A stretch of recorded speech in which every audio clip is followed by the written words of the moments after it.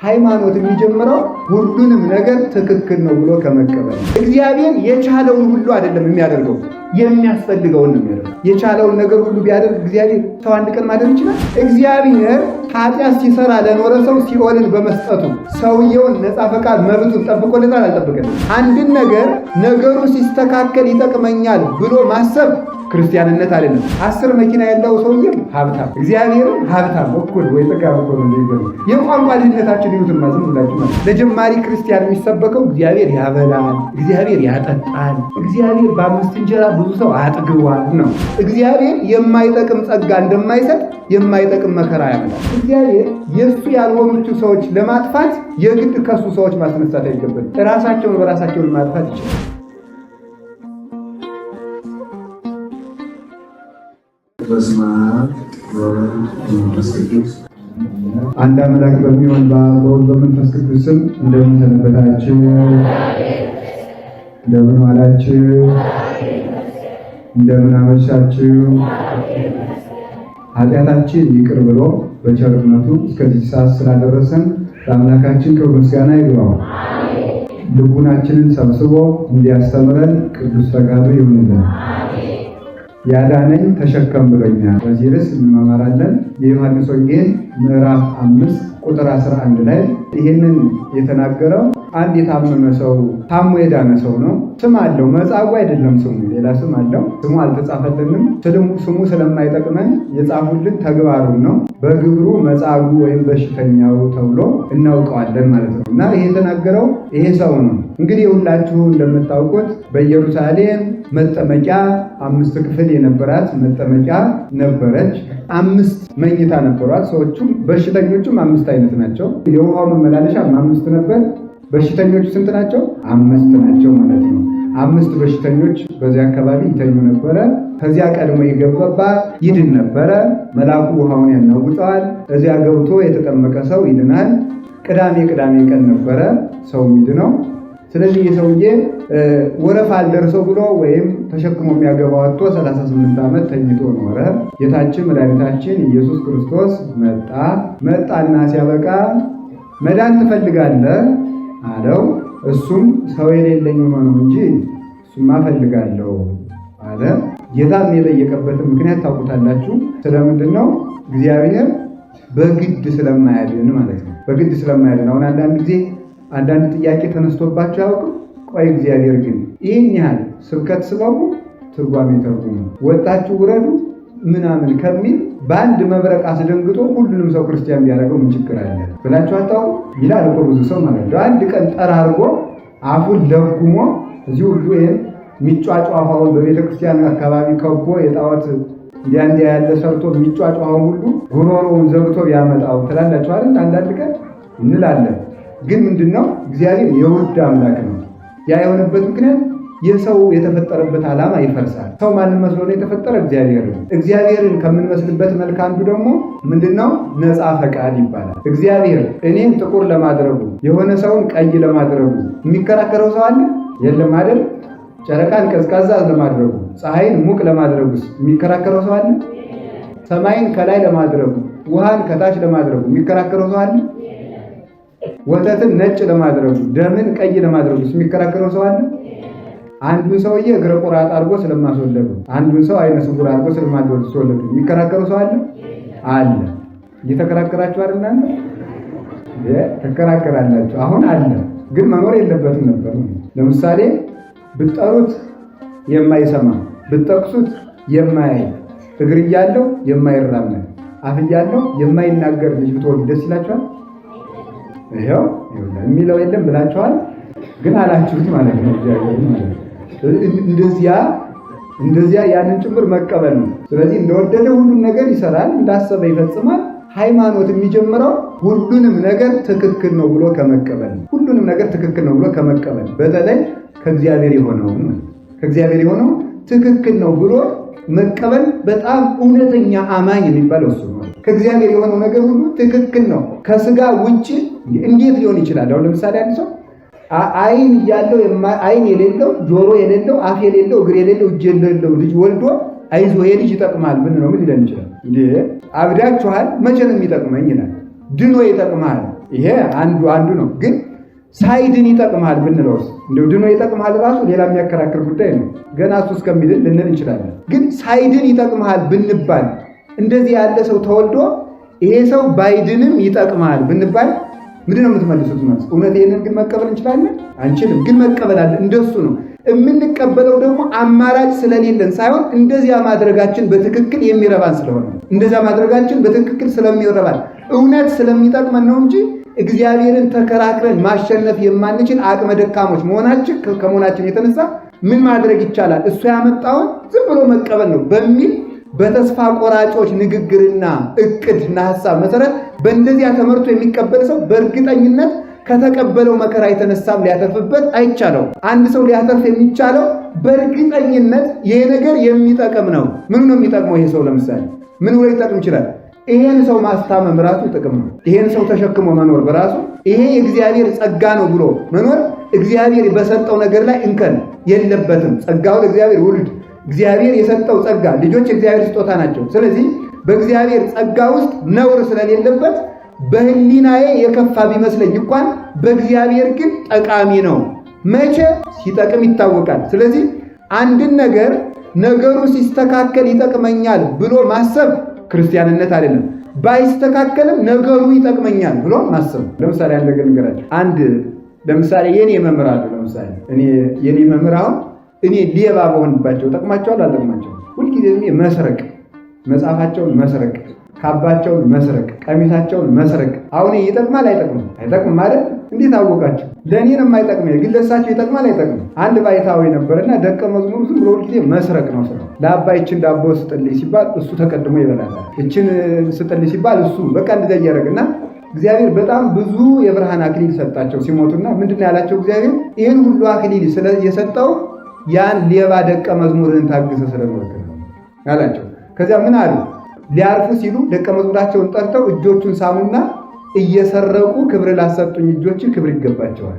በጣም እኮ የሚያስደንቀው ማለት ነው። አንድ ሰው ተመልከቱ፣ ይሄ ነው ጥቅም አይገኝበትም። እንደ ሰው ከተዘጋው ነገር ላይ እንደ እግዚአብሔር የተከፈተ ነገር ብሎ አለ ብሎ ለልብ ነግሮ ልብን በዚያ መሰረት ላይ ማቆምን ሃይማኖት የሚባለው ነው። እሱን መቀበል እምነት ተብሎ ይጠራናል። እንዲህ ያለ ልቡና ያድለን።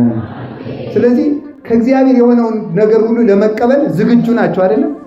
ለምሳሌ አሁን ትንሣኤ እየመጣ ነው። እሁድ በተክሊል አግብታችሁ ሰኞ ጧት የሚስቲቱ እግር ቢወልቅ ተቆምጦ ቢወልቅ ይህን ትቀበላላችሁ? አዎን። ላፍማ ማን አለ?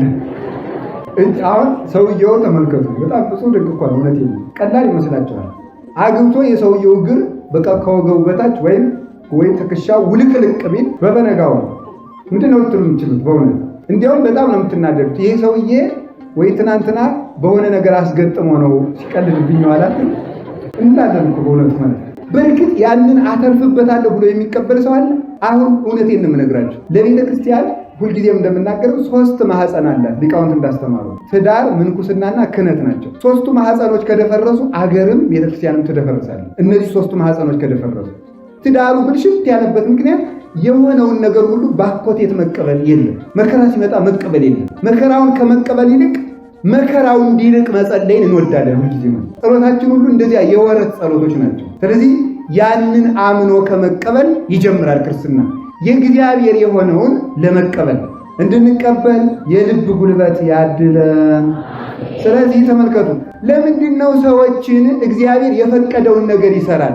የሚፈቅደው ደግሞ በደንብ ብታስተውሉልኝ፣ የሚፈቅደው እግዚአብሔር የወደደውን ነገር ይሰራል ማለት መብቴ ነው እንደሚል ሰው እግዚአብሔር ስለቻለ ሁሉንም ነገር ያደርጋል ማለት አይደለም። እግዚአብሔር የቻለውን ሁሉ አይደለም የሚያደርገው፣ የሚያስፈልገውን ነው የሚያደርገው። የቻለውን ነገር ሁሉ ቢያደርግ እግዚአብሔር ሰው አንድ ቀን ማድረግ ይችላል? የቻለውን ሁሉ እግዚአብሔር ያደርጋል። አንዳንድ ጊዜ እንዲህ ነው፣ አንተ ሁሉን ቻይ ነህ፣ ለምንድን ነው ግን እንዲህ መከራ ሲደርስብን ዝም የምትል? ቤተክርስቲያን እንዲህ ስትሰቃይ፣ ክርስቲያኖች ሲታረዱ፣ እንደ ጉድፍ ሲቀጡ ለምንድን ነው ዝም የምትለው?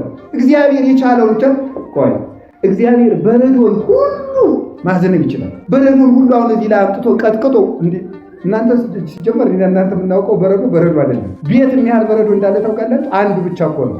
ይሄ ቢወርድ ይሄን ሰው ጭጭ አደረገዋል። ያን ይችላል። እግዚአብሔር ቢያዘንስ የቻልከውን ሁሉ አድርግ አይባልም። እኛን ቢዘጋንስ የዋሸን ሰው ምንድነው እነገሌን የማትፈርድባቸው ስንል እኛስ ደግሞ በዋሸንበት ጉሮሯችን ዝግት ቢያደርገው እግዚአብሔር ስለቻለ ለዚህ ነው ዲያቆኑ በእንተ ቅዱሳት ሲጸልይ ተመልከቱ። እግዚአብሔር ዝናሙን በሚሻበት ቦታ ያዘንብ ዘንድ ስለ ዝናብ እንማልዳለን። በሚሻበት ቦታ ዝናብ ማዘነብ ስለቻለ እግዚአብሔር ዝም ብሎ በማያስፈልገው ቦታ እንዲያዘን አያዘንም። እግዚአብሔር በሚያስፈልግበት ቦታ እግዚአብሔር የመሬት ሰባት ያለው እኛን ሲጀመር እግዚአብሔር የፈጠረው 20 ዓለም ነው። ከ20ው ዓለም ተመልከቱ። ከ20ው ዓለም ውስጥ እኛ የምንሆንባት ምድር አንዲቱ ናት። ወይም በእናንተ ቋንቋ አንድ 20ኛ የሚባለው ነው። አንድ ክፍል ናት መሬት፣ አንድ ክፍል ናት። 7ቱ አህጉሮች የምንላቸው አንድ ክፍል ነው። ከአንዱ ክፍል ውስጥ አንዱ ርስት የበረዶ ርስት ነው። በረዶ ሀገር አለ። አጥሎ እግዚአብሔር ውሃውን ለሰው ልጅ አዝንሞ በረዶን የሚያሰፍርበት ቦታ አለ። እንዲያ ባይሆን ኑሮ ፍጥረት ውሎ ማደር ባልተቻለው ነበረ። ስለዚህ እግዚአብሔር እንደወደደ ይሰራል ማለት የማያስፈልገውን ነገር ስለሚቻለው ይሰራል ማለት ሳይሆን የሚያስፈልገውን ነገር ይሰራል። ደግሞ የጠላውን ነገርም ያደርጋል። ይሄኛውን እንደው እዚህ ላይ ተሳስተሃል፣ እዚህ ላይ ደግሞ አሳምረዋል ብሎ ስለ እግዚአብሔር የሚተች የለም። አሁንም ደግሞ ልንገራችሁ እግዚአብሔርን እንደዚህ የማንልበት ምክንያት ለምንድን ነው ካላችሁኝ፣ በእርግጥ ትክክል ስለሆነ ነው እንጂ እግዚአብሔርን መተቸት ስለሚያስቀጣ አይደለም። በደንብ አድርጋችሁ እንድታስተውሉ ይፈልጋል። እግዚአብሔርን ፈርተን ተንቀጥቅጠን አይ እንዲህ ብንለውማ የባሰ ያጠፋናል ብለን ነገር ግን ነገሩ ልክ እንዳልሆነ ተገንዝበን እንደዚህ ባላደረገ ብለን ነገር ግን ስለምንፈራው የምንተወው ሳይሆን በእውነት የእግዚአብሔር መንገዶቹ ቅኖች ናቸው፣ ነውር የለባቸውም። ጥመት በእግዚአብሔር ርስት ዕድል ፈንታ ጽዋ ተርታ የለውም። እግዚአብሔር ባህሪው ቅን ነው። ወይም ደግሞ ምን ማለት ነው? ይሄም ሲጀምር ደካማ ቋንቋ ነው። እግዚአብሔርን በቋንቋ ገልጦት የሚያውቅ ፍጡር የለም ይላል ቅዱስ ዮሐንስ አፈወርቅ። በቋንቋ ስላችሁ በአማርኛ፣ በእንግሊዝኛ፣ በኦሮሞኛ በምናምን የሚባል ጉዳይ አይደለም። ወይም በትግርኛ በወላይትኛ ማለት አይደለም። በቋንቋ ማለት የትኛውን ቋንቋ ለእግዚአብሔር በቂ አይደለም። እግዚአብሔር ሀብታም ነው ብሎ አሁን እግዚአብሔር ሀብታም ብቻ ነው ይሁን ማለት ብሎ ማምላክ 10 መኪና ያለው ሰውዬም ሀብታም እግዚአብሔርም ሀብታም እኩል ወይ ጥጋብ እኮ ነው የሚገርም። የቋንቋ ልዩነታችን ይሁንማ ዝም ብላችሁ ማለት። ስለዚህ የእግዚአብሔር ቤተሰቦች ሁላችንም ማሰብ የሚገባል እኛ እንደምናውቀው ነው እንጂ የሚነገረው እግዚአብሔር ሀብታም ነው፣ እግዚአብሔር ፈራጅ ነው፣ ፈራጅ ፍርድ ቤቱን ፈራጅ፣ እግዚአብሔርን ፈራጅ፣ ሁሉም ነገር ተመልከቱ። የሰው አቅም እንኳንስ ይገርማል። ቅዱስ ዮሐንስ አፈወርቅ የሚለው እንኳን እግዚአብሔርን መልአክን በትክክል ገልጦ የሚያውቅ ቋንቋ የለም። እንኳን መልአክን የሰውን ነፍስ እንደ ስሟ መጠን ጠርቷት አይታወቅም። አንድ ሰው እንኳን የእግዚአብሔርን ሙሉ ስም ያንድን መልአክ እንኳን ያንድን መልአክ የአንዲትን ነፍስ ሙሉ ስሟን ውሳጣዊ ተግባሯን እና ውሳጣዊ ባህሪዋን በሚያስተካክል አቅም ገልጧትም አውቋትም የሚያውቅ ሰው ፈጽሞ በምድር ላይ የለም፣ በሰማይ የማይገኝ የሚል። ስለዚህ እግዚአብሔር ተመልከቱ የወደደውን ይሰራል ባልን ጊዜ ስለሚያስፈልግ እግዚአብሔር ምንም ጥመት የሌለበት ንጹሐት ተመልከቱ። እንደው ሊቃውንት ቢጨንቃቸው ይህ ተመልከቱ ሰው እንደ ነጭ ጨርቅ ነው ይባላል። አሁን ይሄ ነጭ ወረቀት ነው። ይሄ ነጭ ወረቀት ነው። ቀይ ቀለም ብቀባው ይቀበላል፣ ጥቁር ቀለም ብቀባው ይቀበላል፣ አረንጓዴስ ቢጫስ በቃ መቀጠል ነው እንግዲህ ይቀበላል አይደለም? አዎ ሰው እንደዚህ ነው ይላል። ጻድቅ ሲያገኝ ይጸድቃል አይደል? ኃጢአተኛ ሲያገኝ ለምሳሌ እናንተ አሁን እዚህ ቅድም መዘምራን ሲዘምሩ ሁላችሁም ጻድቅ ሲሸቱ ነበር ሲዘምሩ። ደግሞ ወጣችሁ ትዘፍናላችሁ አይደል? መነኩሴ ስታዩ መመንኮስ ያምራችኋል፣ ሰርግ ስታዩ ማግባት ያምራችኋል። እንደሱ እንደ ሰው እንደ ነጭ ጨርቅ ነው ያለ ያቀረቡለትን ሁሉ ይቀበላል። ስለዚህ ሰው እንደዚያ ነው። እግዚአብሔር ባህሪው ንጹህ ነው። ባህሪው ንጹህ ነው ማለት ውሃ ከመቀዝቀዝ በቀር እሳትነት እንደማይመቸው እሳት ከማቃጠል በቀር ተመልከቱ። በሊቃውንት ቋንቋ ለእሳት ባህሪ ውኤት እንጂ ቁረት እንደማይስማማው፣ ለውሃ ባህሪ ቁረት እንጂ ውኤት እንደማይስማማው፣ እሳት መፋጀት እንጂ ቅዝቃዜ እንደማይስማማው፣ ውሃ ማቀዝቀዝ እንጂ መፋጀት እንደማይስማማው፣ ለእግዚአብሔር ባህሪ ጽድቅ እንጂ ኃጢአት አይስማማው። ፈጽሞ ባህሪው ንጹህ ነው። ስለዚህ ምን ማለት ነው? እግዚአብሔር ባህሪው ንጹህ ስለሆነ ማድረግ ስለማንችል የባስ ብንነካ የእሱን ሐሳብ ብንነካ ያጠፋናል ብለን ሳይሆን የእግዚአብሔር ነገር ለሕሊናችን የከበደና የከፋ የተጣመመ ቢመስለን እንኳን በእርግጥ ትክክል ስለሆነ አመስግነን እንቀበላለን። አቅመቢስ ስለሆነ ከእሱ ጋር ተከራክሮ ማን ይዘልቃል ብለን እንደምንፈራው ሽፍታ ደንግጠን ሳይሆን በእርግጥ እግዚአብሔር እውነት ስለሆነ ነው። ስለዚህ እግዚአብሔር ዝናብ ሲያመጣ እውነት ነው በሉ፣ ልክ ነው በሉ። ድርቅ ሲያመጣ እግዚአብሔር፣ ሰላም ሲያመጣ እግዚአብሔር፣ እንድንሞትም ሲያደርግ እግዚአብሔር ክፉ ሰዎች ሲያባርሩን እንድናመልጥ ሲያደርግ፣ እግዚአብሔር ክፉ ሰዎች እጅና እግራችን እንዲቆራርጡን ሲያደርግ። እስቲ እናያለን እንግዲህ እስኪ ወደፊት እናያለን። እግዚአብሔር ያጽናን። የእግዚአብሔር አሁን ተመልከቱ፣ የእግዚአብሔር ሰዎች የእግዚአብሔር ከሆናችሁ አሁን ይውላችሁ ለጀማሪ ክርስቲያን የሚሰበከው እግዚአብሔር ያበላል፣ እግዚአብሔር ያጠጣል፣ እግዚአብሔር በ5 እንጀራ ብዙ ሰው አጥግቧል ነው። ቀስ ቀስ ተብሎ ነው። ስታውቁት ደግሞ ቀረብ ስትሉ መከራ ይነገራል ማለት ነው። እንግዲህ እስከዛሬ እግዚአብሔር ያበላል ብያችኋለሁ አለ። አሁን ደግሞ የምለው ደግሞ እግዚአብሔር ያስርባል፣ እግዚአብሔር ያስፈታል ብቻ ሳይሆን እግዚአብሔር ያሳስራል፣ እግዚአብሔር እንድንሰደድም ያደርጋል። የሚጠቅመን ከሆነ የሚጠቅመን ትልቁ ነገር እግዚአብሔር የማይጠቅም ጸጋ እንደማይሰጥ የማይጠቅም መከራ ያመጣል። በዚህ እርግጠኞች ነው። እግዚአብሔር የማናተርፍበትን ችግር አምጥቶ ማያውቅም። እሱ ብቻ ደግሞ አይደለም ከመከራው ስለምናተርፍ ብቻ ሳይሆን መከራውን የሚያመጣው ከመከራው ስለምናተርፍበት ብቻ ሳይሆን እሱ ብቻ አይደለም መከራው ደግሞ በልካችን የሚመጣ ነው። በልካችን የሚመጣ ብቻ ሳይሆን መከራውን የምናመልጥበት በርም እንደተከፈተ ነው። ስለተከፈተ ብቻ ሳይሆን ከመከራው ማምለጥ ባንችል ደግሞ የመከራው መሸከሚያ ጉልበትም የተሰጠ ነው። እንዲህ አድርጎ እግዚአብሔር መከራን ያመጣል። ስለዚህ እግዚአብሔር ስራው በኃይሉ ትክክል እንደሆነ የወደደው እንደሚሰራ ሰው እግዚአብሔርን ይመስላል የተባለበት ምክንያት የወደደውን በመስራቱ ነው። ስለዚህ አሁን እግዚአብሔር ቆይ ግን እግዚአብሔር ሰው ሲኦል እንዲገባ የሚፈልግ ለምንድን ነው ተብሎ ይጠየቃል። አንዳንድ ጊዜ እንዲሁ ምንድን ነው እሱ ግን አሁን ሲኦል እንደምንገባ ግን አያውቅም ይላል። አንዳንድ ጊዜ ያውቃል። ካወቀ ለምን እንድንገባ ያደርጋል ይላል። ተመልከቱ፣ ነፃ ፈቃድ ስለሰጠ ነው። ነፃ ፈቃድ ስለሰጠ እሱን ስላስመሰለ እሱ ሲገልም ሲያድንም ሲገልም ልገልም እንደሚቻለው ሊያድንም እንደሚቻለው እሳትን ማምጣት እንደሚቻለው በረዶን ማምጣት እንደሚቻለው አንተም ሲኦል ይሻለኛል ካልክም ሲኦልን፣ ገነት ይሻለኛል ካልክም ገነትን እንድትመርጥ በማድረጉ እግዚአብሔር ነፃ ፈቃድ ነው። አንድ ጥያቄ እስኪ አንድ ሐሳብ ልንገራችሁ። እግዚአብሔር ኃጢአት ሲሰራ ለኖረ ሰው ሲኦልን በመስጠቱ ሰውየውን ነፃ ፈቃድ መብቱን ጠብቆለታል አልጠበቀለትም? በጣም ጎበዝ ሊቃውንት ናችሁ ማለት ነው። ለምን መሰላችሁ? ሰውየው አንድ ሰው ኃጢአት ሲሰራ መውረስ የምፈልግ ሲኦልን ነው ማለት ነው። ሲኦልን ነው። ስለዚህ እግዚአብሔር ደግሞ ፍላጎቱን ሊያከብርለት ይገባል። ስለሚያከብርለትም ኃጢአት ለሰራ ሰው ገነትን አይሰጥም። እንዴ ምርጫውን ሊያከብርለት ስለሚገባ እና እንዲያውም ቅዱስ ዮሐንስ አፈወርቅ ምንድነው የሚለው? ለበደለኛ ሰው ሲኦልን በመስጠቱ እግዚአብሔር ምን ያህል ቸር ነው ይላል። ለምን አክብሮለታል የመረጠው። ስለዚህ ሰው ነፃ ፈቃድ አለው። ነፃ ፈቃድ ስላለው እግዚአብሔር ሰዎችን አስገድዶ አያጸድቅም። አንድ ክርስቲያን ቢቀር እንኳን ሃይማኖትን በጉልበት እግዚአብሔር ሊያስፋፋ አይችልም። ሁሉ ክዶ አንዱ ቢቀር ለምን? እግዚአብሔር በአምሳሉ ስለፈጠረን ያቺ ቃል ኪዳን እግዚአብሔር የወደደውን መምረጥ እንደሚችል ሰው የወደደውን መምረጥ መቻሉ አንዱ እግዚአብሔርን የምንመስልበት መልክ ስለሆነ፣ ስለዚህ ሄደና መጽሐፉን ምን አለው? መዳን ትፈልጋለህ? ፈቃዱን አከበረለት ነው። እሱም አዎ፣ ግን ሰው የለኝም። ከሱ መዳን ትፈልጋላችሁ? ግን ሰው የለኝም በሉ ደግሞ።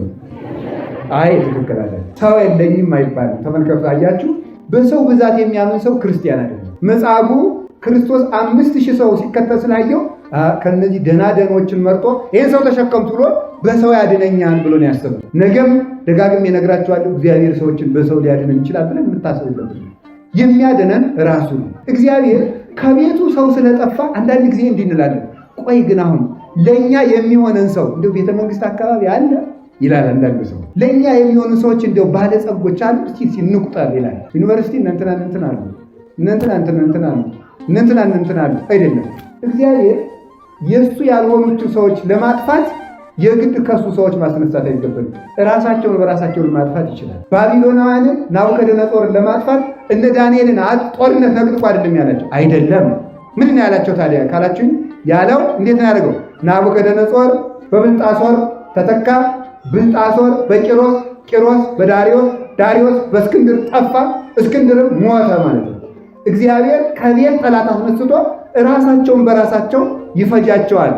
ድመት ልጇን እንደምትበላት፣ የእፉኝት ልጆች እናት አባታቸውን በልተው እንደሚገሉ ሃይማኖት የሌላቸው ሰዎች እንደ እፉኝት ናቸው። እፉኝት በጣም የሚገርማችሁ ነው።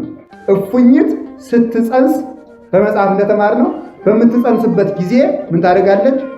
ባልየው ይሞታል። የእባብ ዝርያ ናት።